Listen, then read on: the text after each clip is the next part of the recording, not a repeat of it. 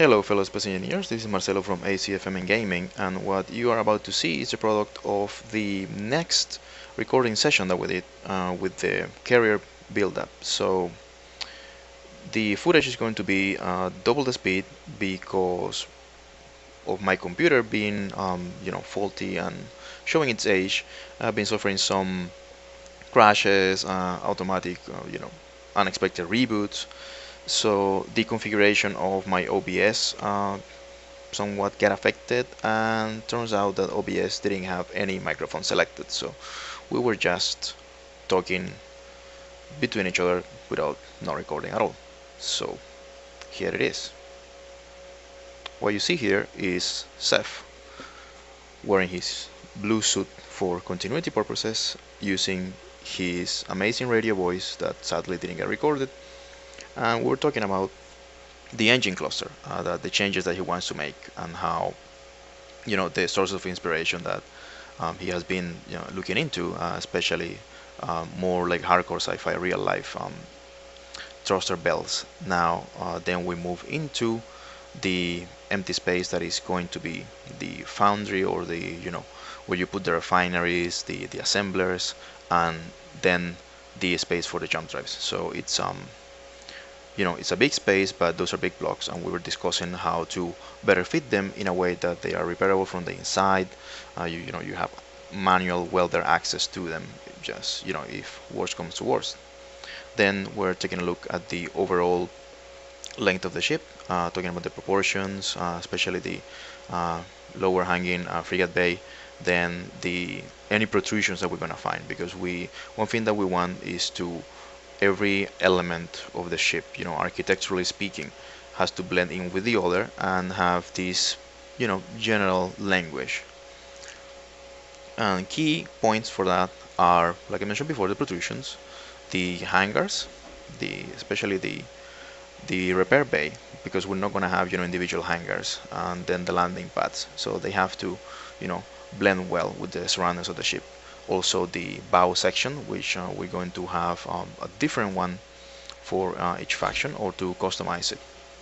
Now this is the part in which we were discussing the height, well, I guess can be considered as height of let's say the arms of the dry dock that the ship has in its belly to build smaller frigates.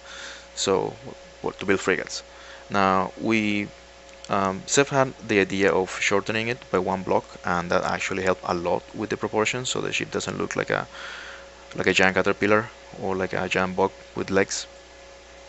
And for that, I don't know if you noticed, those of you who are subscribed to my ships, the ones that I publish, I reduced the height of the nav bridges on my ships by one block, just by turning sideways the laser antennas and any protruding sensors on those not conning towers, but nav bridges, which are one of the classic looking seagoing vessel elements that I like to include just as a note in my vessels. So that's about the the length and the proportions that are somewhat standardized for a dry dock. And we were talking about the biggest ships that we're gonna build, like you have seen those before, destroyer size, or in this case light cruiser size, depending on the classification that you use. And there Seth is proceeding to do the cuts. Now you get just one block, 2.5 meters, makes a big visual difference. It's something that should not be underestimated, especially in this game. The like an architect friend used to say, or he says, when you're doing 3D modeling, everything is about proportions. So as long as you keep the proportions to a way that is I don't want to say pleasing to the eye, but to a way that tells the eye something that then the brain interprets as, okay, this is for this task, or this shape is to paraphrase Seth, this is a shape that is built for speed, this is a shape that is built for endurance in combat, things like that. So you get those ideas. The engineering, the design of the thing tells you. For example, a big aircraft carrier with a wider hull it's going to be more stable than, let's say, a destroyer or a frigate with a narrow hull that is built for speed. So you get the ideas, the getting an understanding of how the physics work, the mass, the shapes, the position of the thrusters, uh, then tells you sometimes, after a while subconsciously, or I want to say, I don't know, maybe automatically, what the shape is built for. So, and that's what we were trying to do here.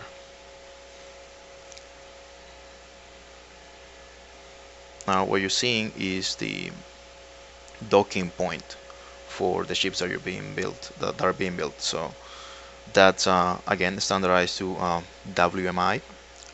That's Whiplash's creation.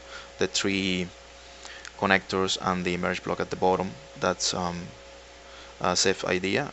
We really don't use merge blocks, but in this case, it's essential because you're building a ship from, I mean, you're building a grid from another grid. So they have to be, at one point in the beginning of the construction, they have to be the same grid. And then you just merge them. So the usual, blaster block that is there for, convenience of moving without having to, you know, putting the two ships together without them colliding, it's replaced by a merge block in this case. So now this is what we were talking about, the bow of the ship. The bow of the ship at this point, Seth has a design that I really like, and you're gonna see that in the upcoming videos. And we're talking about how to make it, to give it a faction identity. And we're back at the place in which we're going to put the refineries and the assemblers. Eventually, we decided on putting them on the higher deck rather than down there. And I think you're gonna enjoy what we achieved there. So we're just tossing ideas around, moving blocks, seeing what works.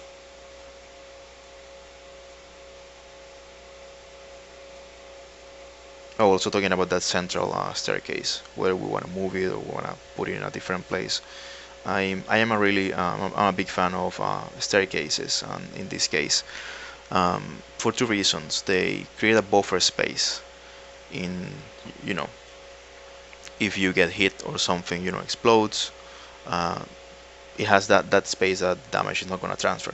Now, talking about putting the cargo there, the reason for putting cargo all the way to the back is, again, what I was just saying. If one of the containers bursts and then you have a lot of physics objects floating around, and if there's too many, the game lags a little and things begin phasing through blocks, and then when the game catches up, uh, turns out that they are now inside of another block and causing a chain reaction. Now that has been, let's say, mitigated a lot with recent patches, but still as a safety measure, with the thing, with damage transfer, and maybe if damage transfer gets, completely reworked in a way that is, let's say, non-catastrophic for this kind of build, you still have to deal with the penetration of PNWs. So it's good to have those sensitive blocks tucked on in the bowels of the ship.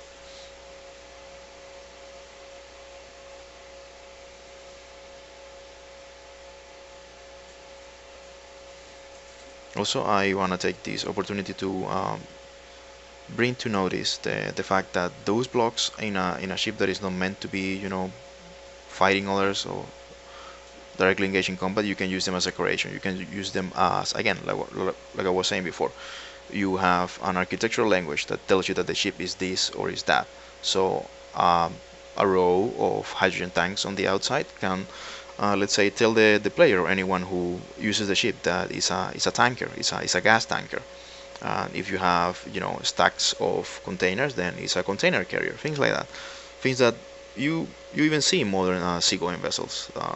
Those big spherical tanks. Then you know that the ship is carrying a gas, a natural gas.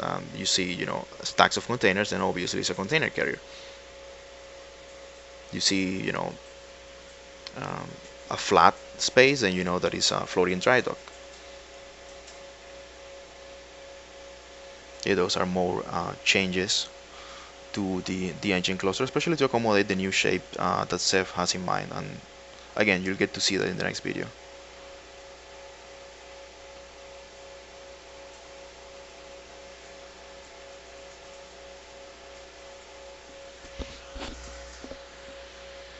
There's really nothing much to say here. Just, empty space, talking about where to place things, which now I'm realizing that it's easier to show. That's one of the alternatives. Something that it's actually quite useful for combat ships. That way, you never, run out of power for the jump drives if you need to, jump in a pinch or in an emergency. If you separate like a cluster of jump drives and then a cluster of reactors, then sometimes you lose the reactors and then you still have the jump drives and they suck up the power and you cannot jump. So having it's in a way putting all your eggs in one basket in a matter that if you drop the basket then only half the eggs or some of the eggs break. So if you ever dropped an egg basket, you know what I'm talking about. And if you ever got hit by one of Whip's torpedoes, you know what I'm talking about also.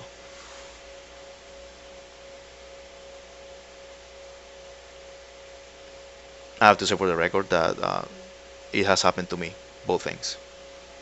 So I know what I'm talking about.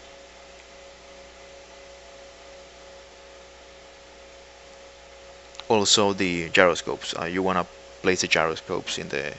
Again, we say this every single time, and we're not gonna get tired. We're gonna say it, keep saying it every single time. Place gyroscopes facing outwards. Never, place them facing inwards. So that means never attach them to outward armor. Attach it to the inner blocks, especially the highest resisting blocks. Not necessarily the biggest ones, because then if you attach, I don't know, 9 gyroscopes to a single jump drive, you lose the jump drive. Then you have, 9 gyros floating around. So you want to space them out a little.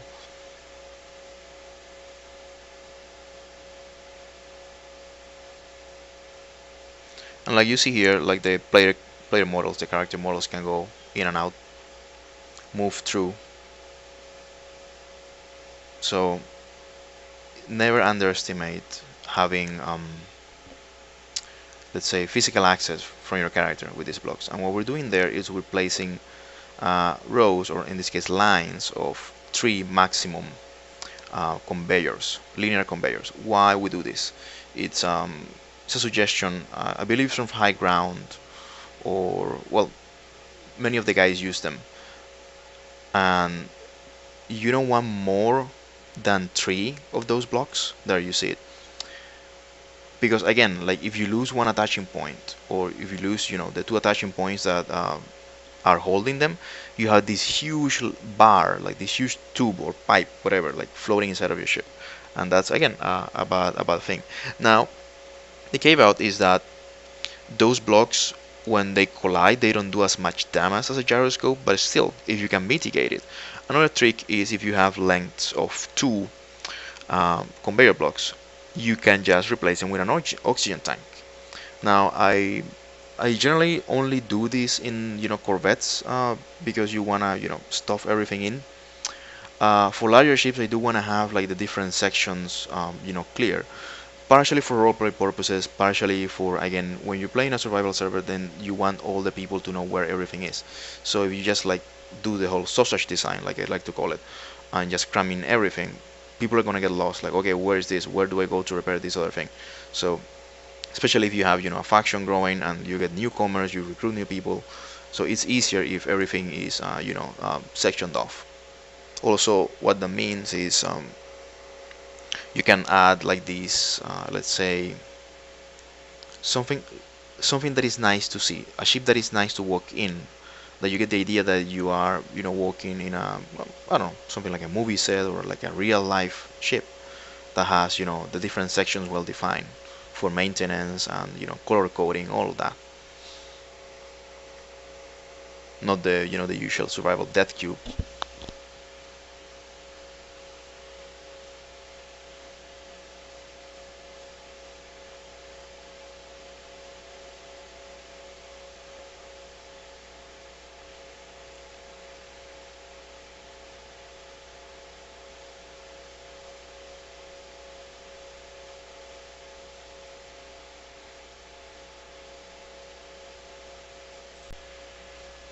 Okay, that was all for this session. I hope you have enjoyed it, and this video is just a means of catching up with what we have done so far. And after this, we do have the audio for the next sessions. So hopefully it's gonna be a more complete experience. And as I always say, take care and keep playing.